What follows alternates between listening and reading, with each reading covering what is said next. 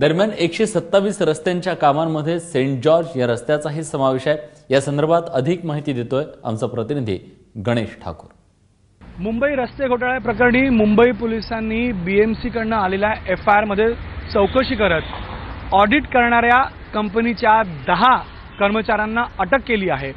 मुंबई पोलिसांनी दिलेल्या माहितीनुसार हे सर्व 10 लोक ज्यांना अटक करण्यात आलेली आहे हे सर्व लोक यांनी कॉन्ट्रॅक्टरला फायदा पोहोचवण्यासाठी खोटे ऑडिट रिपोर्ट दिले होते। या आरोपानंतर बीएमसीने 2 सदस्याची कमिटीचं गठन केलं।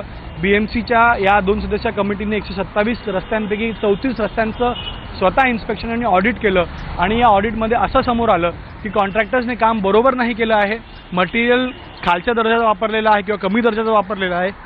याशिवाय जे रस्ते बनवण्यात आले आहेत ते सब स्टँडर्ड आहेत आणि ट्रान्सपोर्टेशन जे केले नाहीत त्या ट्रान्सपोर्टेशनचे पैसे, त्या डेब्रिसच्या ट्रान्सपोर्टेशनचे पैसे बीएमसी कडून घेण्यात आलेले आहेत आणि ह्यामध्ये ऑडिटर्सने खोटी रिपोर्ट दिली आणि या ऑडिट रिपोर्टच्या आधारेच बीएमसीने ह्यांनाही 10 कोटी 56 लाख रोड तयार करण्यासाठी आणि 3 कोटी 50 लाख जी रक्कम दिली आहे या 34 रोडच्या डेब्रिस ट्रान्सपोर्ट करण्यासाठी ती बीएमसीने दिलेली आहे आणि यासाठीच यामध्ये कॉन्ट्रॅक्टर्स बरोबर जे ऑडिटर्सही सामील आहेत आणि यामुळे तक्रार देण्यात आली आणि मुंबई पोलिसांनी ऑडिटर्सच्या 10 लोकांना अटक केली आहे आणि इतर बीएमसीचे काही अधिकारी किंवा सरकारी अधिकारी सामील असतील तर त्यांच्या विरुद्ध ही कारवाई निश्चित करण्यात येईल। मुंबई पोलीस आता या पूर्ण घोटाळ्याचा तपास वेगाने करत आहे।